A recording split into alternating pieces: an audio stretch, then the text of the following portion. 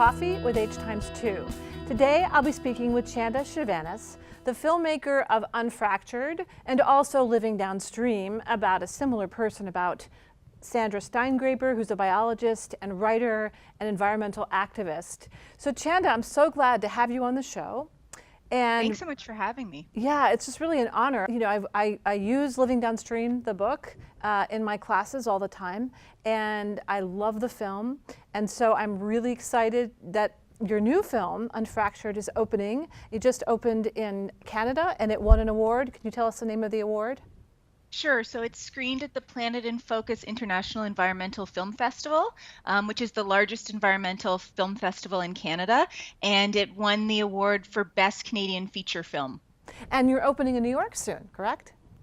We are on November 11th, which is a Saturday at 2:30 p.m. We're part of Doc NYC, and we'll be screening at the IFC Center. That's exciting. So you have two films you've made, both about Sandra Steingraber. And why Sandra? What's led you to want to do so much work about her? Well, I first heard of Sandra when I read her book, Living Downstream, which my film is an adaptation of. And I just loved her voice. It was poetic, but also factual. It was personal, and it was really grounded. My name is Sandra Steingraber, and I am Unfractured. And so I contacted her several years after reading the book for the first time. I was just so sure that that book would be made into a film, and I always imagined it as a feature film, like a scripted drama. And when that didn't happen, I thought, well, maybe I could make a documentary about Sandra. So that's how it started. And then when we released Living Downstream, I watched as Sandra became more and more kind of consumed by her fight against fracking in New York, along with thousands of other people who were fighting fracking. And I thought it was just such an interesting story, and it was also an interesting shift in her character. She had been a very careful scientist before, and she remains a careful scientist now, but she also became a more vocal activist, and I saw her pushing herself to do things that she was uncomfortable with because she felt like that was what she needed to do to really live out her role in the movement, and I was interested in trying to tell that story. So that's really fascinating. I know that I've interviewed Sandra too, and she talked about, you know, this role of moving from life as a biologist in the laboratory and feeling the call to write for the general public. So her books, Living Downstream, Having Faith, Raising Elijah, are all about issues that are really important to her, but that speak to the general public. And they do have the biology in it. So for those who don't know, all of her books deal with toxic pollutants and their impact on human health. And she focuses, you know, in Having Faith about being pregnant with her daughter Faith, and Raising Elijah about raising both children, on the impacts on children of environmental pollutants. And in Living Downstream, which is a seminal book and really the follow-up to Rachel Carson's work, Silent Spring, she looks at, you know, the 80,000 plus chemicals that are on the market today that are unregulated and that are potentially carcinogens.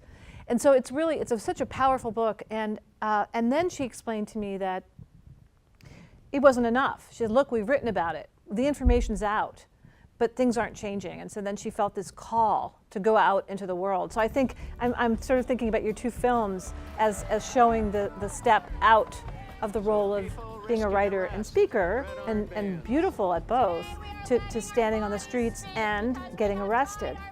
So could you talk about that, how the film covers that?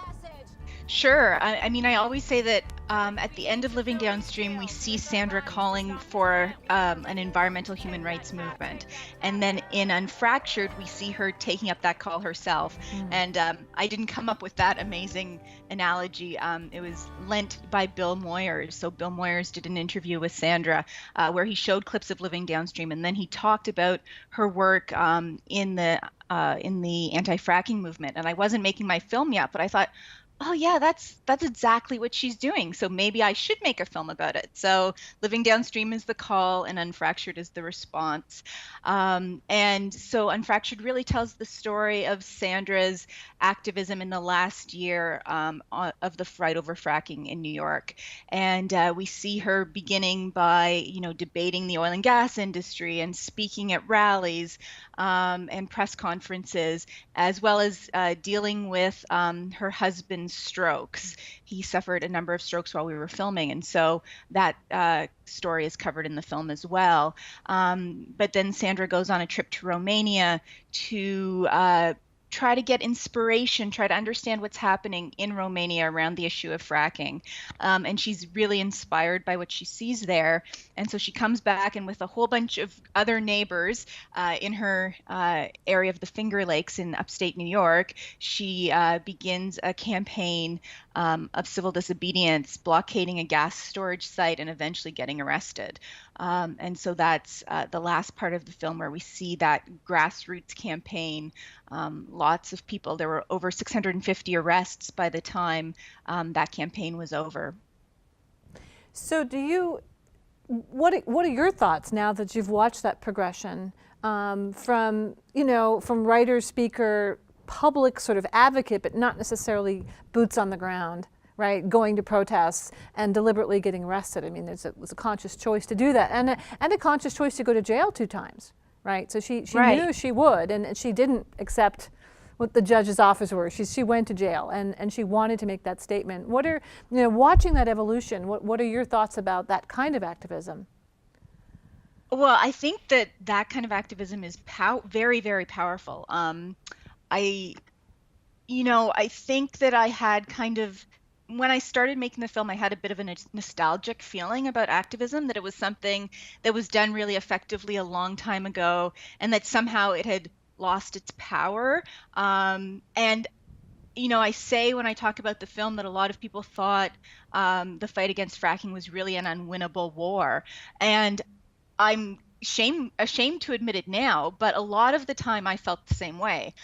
I saw all these people, Sandra and hundreds, thousands of other people really fighting against fracking, and I wasn't quite sure that they would actually be able to win. I thought there might be some smaller victories, but an outright ban seemed more hopeful than realistic. I learned a great deal from making the film. I learned that when you fight with your whole heart, victory really is possible. There's a huge amount of power in grassroots activism. It coalesces a community, and we're stronger together than we are apart. And I think those are things that I learned while making the film, and it changed my outlook on activism, but it really did change my outlook on life. Like, I'm far more hopeful now than I was before. Well, that's a really important place for us to land in the conversation, because right now there's so many issues that people are up in arms about, right? You have arms behind you that are up in the air, that are Sandra's arms from the poster, which is wonderful. And of course she's up saying, I'm going to get arrested, and she's proud, right? She's saying, this is what we need to do, and I'm willing to put myself on the line. So it's very hopeful, because as I do these shows, people say, oh my God, that's a terrible story of this polluted site or this Superfund site, or the government, they don't care about us, how are they letting these things? But yet people forget an entire state, the state of New York, banned fracking, right? It's not, so that is huge. And it did take, I know your film shows this, all the groups coming together, and they really did coalesce, and tremendous devotion to this, and working as a team. I mean, Sandra gave up, this, $100,000 that she won from the Teresa Heinz Prize, and put it into supporting fracking groups, which she means it wholeheartedly, everything she's doing. She does. I mean, she always said, the way that you win is by going all in. So like and this is a quote from my film, all your time, all your money, all your energy, it just goes to this one thing. And it's a really hard thing for most of us to imagine doing, right? But it's what you need to do to win, and you don't have to do it for your whole life. You have to do it for a period of months or years. But it's what's required of us now. I think you mentioned that we're fighting on all different fronts, and I see it that way a lot right now, right? Like, even though I'm Canadian, I feel it just as much as, well, maybe not just as much, but quite a bit, as you guys do. And I do feel like those of us who are progressives are surrounded. We're surrounded by racists, and we're surrounded by misogynists, and we're surrounded by people who are ripping the earth inside out, and we're surrounded by corrupt politicians. And so sometimes it feels like we don't really know which direction to be facing in. But we've got to pick something that we care the most about, and we have to just fight as hard as we can, because we are at a crossroads. Environmentally for sure, but probably also politically and socially and economically. And we have to figure out a way to come together and to push forward. I think we have very few years left to really make an impact. So we've kind of we kind of have to get over ourselves and just do the hard work. Right, right. And it's interesting too that in Sandra's case, she was first looking at toxics, and now she's working on climate change. And she's making the link that those chemicals are made from fossil fuels and that it's all connected. So I want to ask you something else, because both you and Sandra are moms, and you have children, and that's a big part of her work. And there's a moment in Living Downstream that I'd like to ask you about. Sandra is talking to an audience of farmers in Illinois, from her hometown, I believe it is. And she's talking about the toxins in the area. And she pulls out a jar of breast milk. And she said, you know, this is the most polluted drink on the planet. And it is your breast milk, correct? Yes, that's right. So that's a pretty amazing thing that you all are, you know, when I say putting your body on the line, you literally are. I mean, Sandra's stood there and gone to jail and been arrested and stood out in the freezing cold by Seneca Lake, where she's, you know, was fighting to keep out fracking waste and so forth beneath, in the salt mines beneath the lake. But you're actually, you know, using your own part of your own body to demonstrate an important point in your film. Yeah, well, that was inspired by Sandra. So Sandra doesn't really use very many audiovisual aids. She stands before people and speaks and lets her body and her voice carry the message. But when she was speaking before the UN about the contamination of breast milk, she was nursing one of her kids. I don't know if it was Faith or Elijah, but so she did just happen to have some breast milk with her. And so she passed it around to the delegates. And I found that really inspiring, and I wanted to include that in my film, even though it's a scene from Having Faith and not from Living Downstream, the books. So, and I was nursing my daughter at the time. She was 4 months old, first-time mom. So as I was doing these things, I was really already intimately aware of the power of breast milk, but also the contamination of it. And it was extremely meaningful for me to have my breast milk in the film. I kind of call it my cameo, and and also to see Sandra, you know, pass it around and talk about it, and see the farmers in the audience kind of holding it and looking at it. It was a meaningful moment for me for a number of different reasons, and I was glad that I had that substance to share on that occasion. I think it's really powerful. Sometimes a small image like that is very, very potent. So as a final word on this motherhood issue, one of the questions that I often ask people working on environmental issues, why are so many women involved? Tends to be larger numbers of women. And why is the motherhood theme so important to this work? Before you go on, I just have a point to make about the film. That some very poignant moments are when Sandra comes home after the protests in Albany. And she talks about the challenge of being, you know, there for her kids in the way they want her in that moment, because she's out fighting to protect them in a bigger way, right? But they want her to be the mom in the house doing, so there's that tension. Anyway, go ahead. I think, you know, that's one of the main reasons I wanted to do the film, was I wanted to take a look at this issue of sacrifice and the burden that mothers place on themselves that perhaps fathers don't always place on themselves. So, you know, I remember in the Bill Moyers interview with Sandra, he said to her, she was going to jail for the first time, and he said, like, who's going to take care of your kids? And at the time, Jeff, her husband, was fully well. He hadn't had any strokes. And so she said, well, you know, they've got like a able-bodied father who can take care of them. I'm really lucky to have the support of my husband, so it's not just me that they rely on.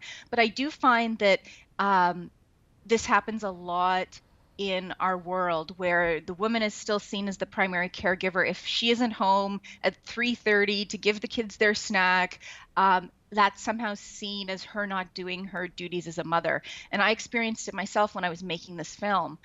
So I spent 50 days traveling over a year and a half, and that was 30 separate trips. And sometimes I was coming by myself because there was a point in time when I ran out of money. And so I would go down and shoot for a day, and then I'd come back to teach college for a day, and then I'd go down for another day. And it got to the point where the guys at the Peace Bridge, the border guards, knew me because I was just going down so much. And people would always say to me, whenever I would be traveling and talking about my kids, they would say, "Who's watching your kids now?"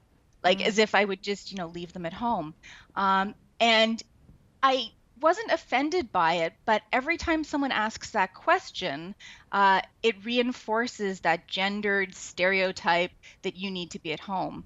And similarly, my husband at the time spent 8 months working in the States on an Ang Lee film, and he would call the kids twice a day, and he missed them and talked about them all the time.